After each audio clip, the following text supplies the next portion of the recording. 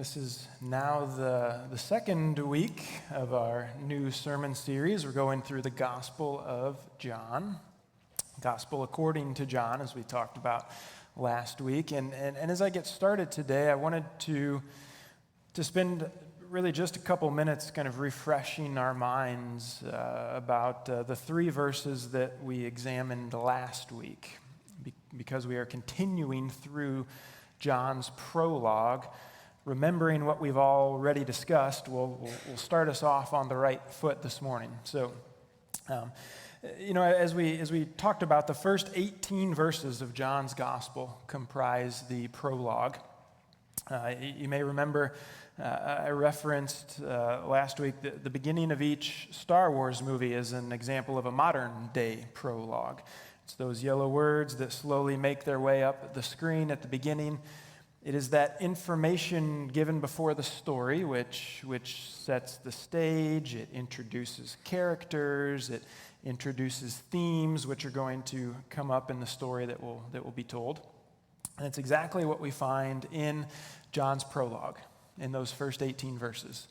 So if you look on the screen or in the notes, sermon notes in the bulletin, I've included that portion of the outline from last week, just kind of as a refresher. And we noted from the very start that John introduces us to the Word, that capital W word. The Word is the main character of this story. Now, for those of us who we've read the story before, or we just simply already know that the Word is Jesus, we might find it helpful to take that information and kind of tuck it away deep in our brains for now. If we can come to John's words with fresh eyes, it will help us to appreciate what John reveals to us and the way in which he does it. So yes, the Word is Jesus, but let's forget that for just a moment and really come at this. Honestly, John doesn't use the name Jesus until what we're going to look at next week. So it's not even until the end of the prologue that he gets there. So let's kind of tuck that back in our minds for now. And when John talks about the Word at the beginning of his gospel, he says that the Word is from the beginning. So this isn't just a story about first century Palestine. It's a story about all time. And so John, he links back to Genesis, but really he goes back even farther than Genesis. Not just to the beginning of creation, he goes back before that. The Word has always been. So John reveals that to us about the Word. Next, he says that he speaks of the Word within relationship. The Word was present with God from the beginning.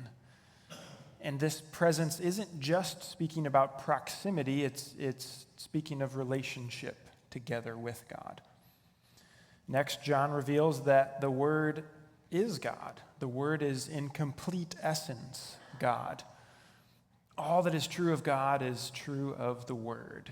He is the exact imprint of God's nature, as the writer of Hebrews says. And then finally, as we looked at verse 3 last week, the Word is responsible for all creation.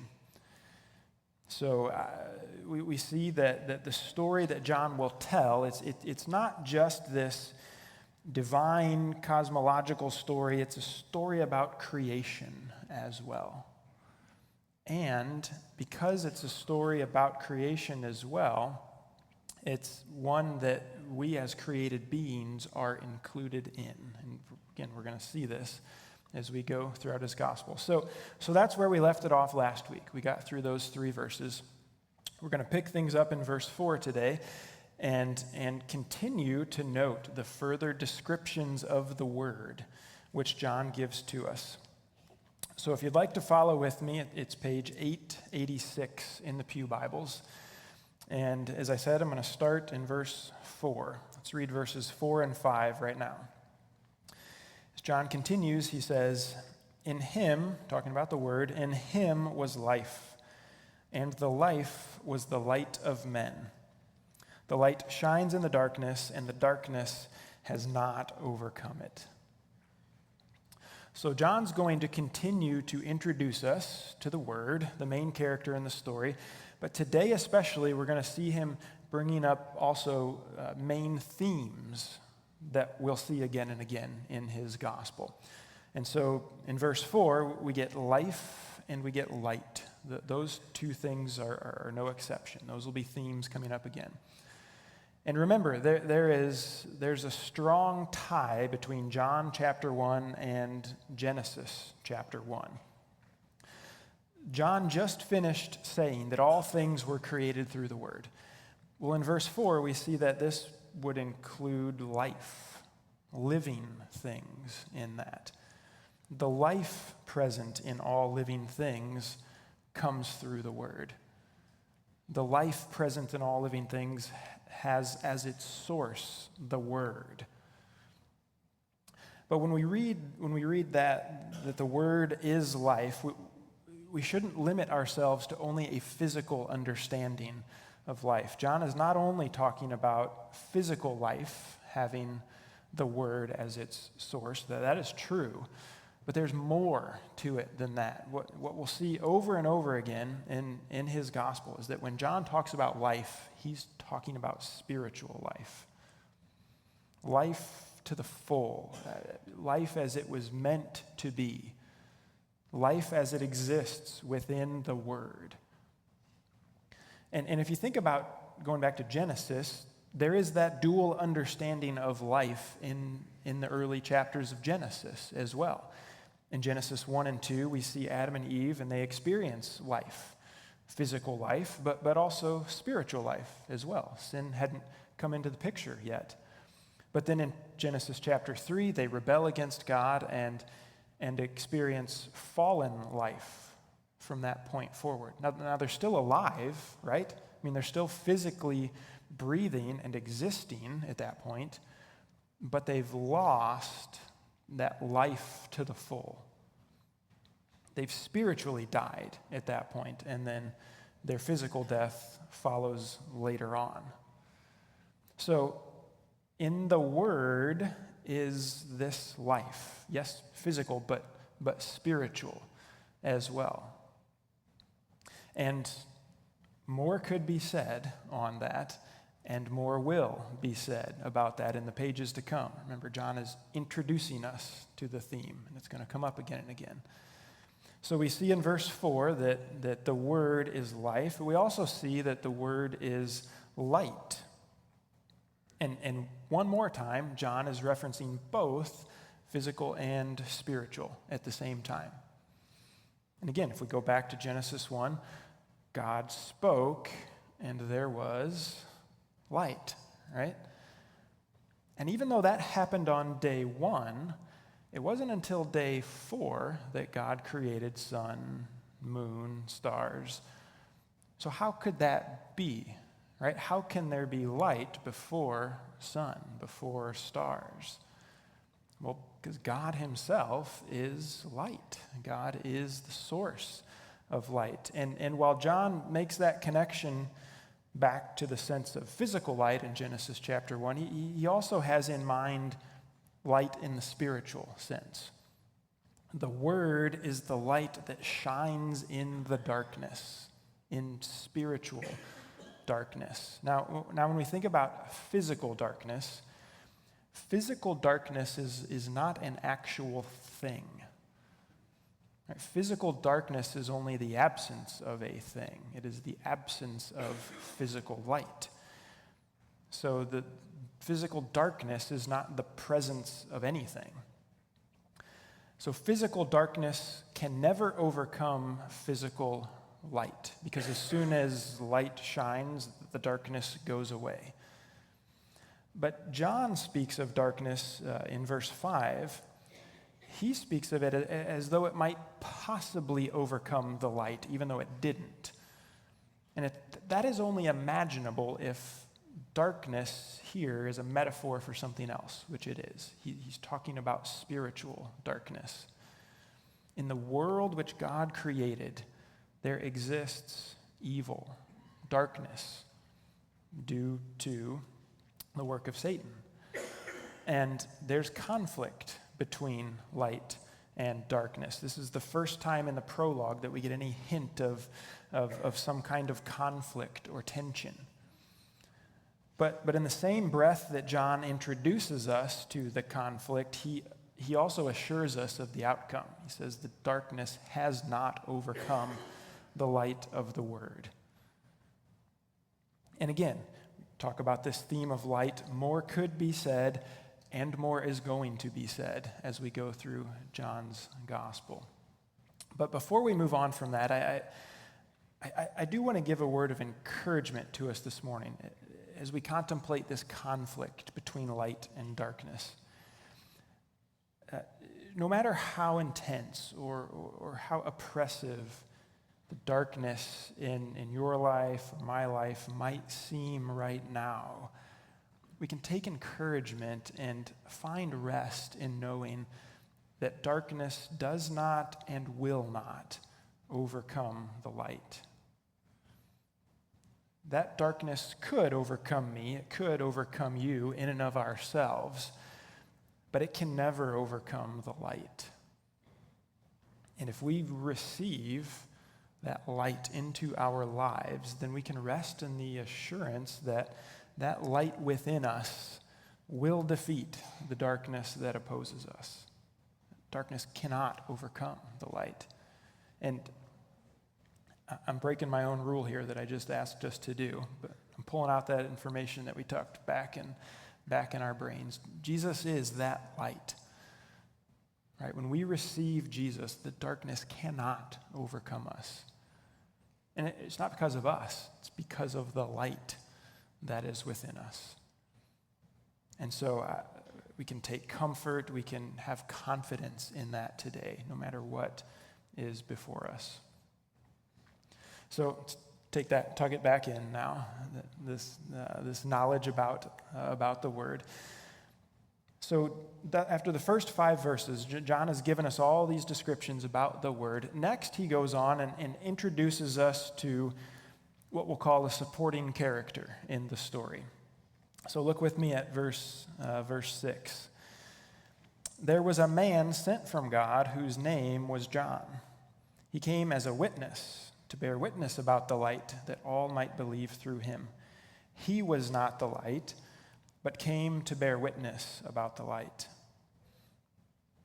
So again, we see the connection between the divine being that John has described for us and the creation that was created through the Word. God so desires to be known by his creation that he sent a man named John to bear witness about him. And this isn't John the Apostle being referred to here. This is John the Baptist. And so what we see is that John the Baptist's purpose is the same as John the Apostle as he writes his gospel. We noted last week how John the Apostle, he said he wrote so that you may believe that Jesus is the Christ. That was his purpose. John the Baptist bears witness to the word so that all might believe. So John and John don't do what they do for their own benefit, for their own glory. Rather, they minister, they write, so that others may believe. That is their intention. And apparently John the Baptist must have done it so powerfully that John the Apostle felt it necessary to remind us that John the Baptist himself is not the light. He is not the light. He only came to bear witness about that light. And I think we as fellow humans, along with John the Baptist, ought to be challenged by that statement. I think we can ask ourselves, am I so devoted to bearing witness to God that all might believe that I'm willing to be completely overshadowed by the light? If God is proclaimed and I am forgotten, am I all right with that? I'll tell you, that's such an important question for me as a pastor to be asking myself, but all of us. Is that purpose, that I would bear witness to the light, even if it means Nobody remembers me. It's not us that people need to believe in to find life. It's the Word. And we're going to see a bit from John the Baptist in the early chapters of John's Gospel, but then fittingly, John the Baptist fades into the background as the story unfolds. And I think that's just how John the Baptist would have wanted it. I think that's exactly what he would have desired. So we're going to see that again as the story unfolds. So John the Apostle introduces us to that supporting character, John the Baptist, and then he gets back to further describing the Word in verse 9. So look with me at verse 9 and the first part of verse 10. So he talks about how John the Baptist was not the light, and then he says, the true light, which gives light to everyone, was coming into the world. He was in the world, and the world was made through him. And we're just going to stop right there. It is not possible to overstate the importance of what John writes right here. This Word, who is from the beginning, who is with God, who has created all things, this Word, the true light, is coming into the world which he created. For as transcendent as the Word, as the light is, he is closing that gap in order to come into the world. Now, again, if we don't tuck the previous knowledge we have about the identity of the Word back into our minds, we might miss the gravity of what John is writing here. We might miss just how groundbreaking this is. Why would the Word do that? Why would the Word come into his creation, especially when his world is filled with darkness? And John says, to give light to everyone. The Word has come into the world. The Word has come into the world to give light to everyone. Now, the world already has physical light, right? The sun in the sky was already shining when the light came into the world. But John isn't talking about giving physical light to everyone. The true light came into the world to give spiritual light to everyone. And when we think about this phrase, the world, this is another theme that we're going to see over and over again in John's gospel. And it's yet another concept in which John intends us to think about a dual meaning. He's doing this a lot in his prologue. So yes, the true light came into the physical world which had been created, but the world is also a way to describe fallen, sinful humanity. So mankind, which the true light has created, had sunk into darkness. And the true light came into the darkness of the fallen world in order to give everyone spiritual light. So you can say what the dark world desperately needed, the true light came to give. And so you'd think that the world would recognize this light, right? And respond favorably to it. I mean, isn't greatness always seen clearly and responded to appropriately? Or maybe it's like a situation that was described by the writer named David Rakoff. He's a writer. He died about 12 years ago. But before his death, he spoke about times in his own life where he himself came into contact with greatness, and he actually rejected it. So he tells a story about in the 1980s, he had a job in Tokyo. He was working for a company that was seeking to create a computer program that would allow you to write messages to one another and send it across a network. And in the 1980s, he thought this was silly. Who would want to log onto a computer just to talk to someone? And so he quit. He quit his job. And of course, that little invention called the internet and email programs never amounted to much, did they? Or he tells a story about in the 1980s, he went to a dance club. He heard a young blonde singer from Michigan, and he just thought she was pretty lousy. She just wasn't a good singer. And of course, Madonna went on to have a career that nobody really paid much attention to, right? Or he tells another story. He was working in publishing, and he was given a manuscript. And he was supposed to review this manuscript, and he did, and he described it as drivel. He said, this is an easy pass. And of course, the manuscript, men are from Mars, women are from Venus, went on to only sell a couple copies, right? Or in the millions, in actuality. So maybe it's not a given that what is great is always well received, that it's always accepted. I mean, this David Rakoff sure didn't recognize what was in front of him. But what about the world? What about fallen creation? I mean, surely that the world would respond positively to the true light coming into it. Well, let's continue in John's prologue. Again, back in verse 10, so he was in the world, and the world was made through him, yet the world did not know him. He came to his own, and his own people did not receive him. So the true light, the word, was not received by the world. And here I think John pulls back the curtain just a little bit more regarding the conflict between darkness and light. It's not just the darkness of Satan and the fallen angels that are in conflict with the true light.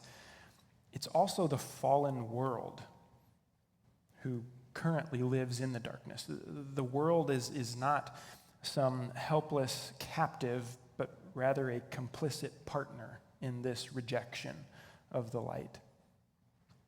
And again, this is a shock when you consider that the Word created all things. It is His very creation that is rejecting the true light by choosing to remain in darkness. And you think about how shocking that might be, but for as shocking as that is, John highlights what I think is an even bigger shock. He says he came to his own, and his own people did not receive him. And this is a direct reference to the Jewish people, to God's chosen ones. The Jews who thought they were standing in opposition of the world were actually linking arms with the world in rejection of Jesus. And we're going to see that in chapter 3 and Nicodemus' struggle to accept Jesus. We're going to see it when many who initially follow Jesus turn away from him in chapter 6. We're going to see it when the Jewish crowds attempt to kill Jesus in chapter 8. And it's perhaps no more vividly seen than at Jesus' crucifixion, when the religious leaders and the Romans both take part together. The Word, the true light, has come into the world, but the world, along with the Word's own people, have rejected him. Boy, that's some heavy stuff, isn't it? And it might lead us to wonder, what's the point in you telling this story then, John? I mean, why tell it? If the true light came into the world but was rejected, what hope is there? I mean, what kind of story are we getting ourselves into as we go through this gospel? Well, let's continue on in verse 12, because there is an important turning point in verse 12. So we just read about the world rejecting the true light. We just read about his own people rejecting him. Then verse 12. But to all who did receive him, who believed in his name, he gave the right to become children of God, who were born not of blood, nor of the will of the flesh, nor of the will of man, but of God. There's great hope in those verses. After the rejection in verses 10 and 11, John says, but, even though the fallen world as a whole, and even though the word's own people as a whole did not receive him, some have. Some did receive, some did believe in his name and become children of God. And again, we'll see this theme throughout the gospel. There's the disciples.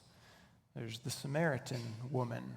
There's the invalid at the pool. There's the blind man. There's Mary. While the word is often rejected by the leaders and the crowds, we will see that there are individuals who believe in his name. And I think that speaks powerfully to you and to me, right? Even though we might be part of a world or a system or a community or a group or a family who reject the word, it doesn't mean that we ourselves cannot believe in his name.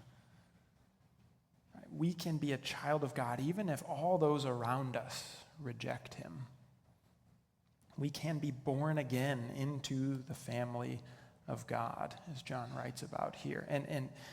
And yet again, we see John using a word or a theme, and he's applying more than one meaning to it, talking about being born. Again, if we take that connection back to Genesis chapter 1, it's by the will of God that Adam and Eve are born. Now, they're not born in the same way that everyone who would come after them, but they were created and they were breathed into by God, given physical life by God. And because their birth was different from ours, everyone who came after them, it stands out as being of God. Adam and Eve's being born, it was not of blood, it was not of the will of the flesh, it was not of the will of man, it was the will of God. And when you think about that, what Genesis 1 refers to about being born of God in the physical sense, John refers to also in the spiritual sense. Those who've believed in the name of the word are given the right to become God's child. They're not born of blood, they're not born of the will of the flesh or the will of man. It's of God that takes place. So you have the word involved in creation in Genesis, giving physical life. You have the word also involved in recreation or new creation in John's gospel. He's shining his light in the darkness and giving those who believe new life as they are born again into God's family. And again, still one more time, there's more that could be said about this birth, rebirth theme, and more will be as John proceeds in his gospel. I know I'm turning into a broken record with that, but this is just the prologue. It is just the introduction. It is just John bringing themes to our attention that he's going to develop as we work through the gospel. So I'm sorry if I'm a broken record. I'm just calling it like I see it, right? That's just how it is. Now, there's more to the prologue yet, but that's where we're going to stop today. We'll finish the prologue next week. And it's maybe a bit difficult to land on some application when we're still only covering the introductory material and just part of it at that. But I think as we take a step back and kind of look at the big picture of what John has written so far, I think one thing that shines through so brightly is the love and care of God for his creation. I just think we can't miss that. I mean, there are those in the world who would have us believe that everything came into existence through random physical processes completely by chance. They would have us believe that there is no divine being in existence, much less one who interacts with us and loves us. What John reveals to us, even just in the prologue, simply does not leave any room for that kind of conclusion. Our God, the true God, is an immensely powerful, wise, and yet intimately personal God who loves us. And he's working to make himself known to us. We've already seen it. We're really going to see it next week in the rest of the prologue. He came into the world as the true light in order that we might be saved from darkness and become his sons and daughters. That is a God who cares. That is a God who loves. It simply is.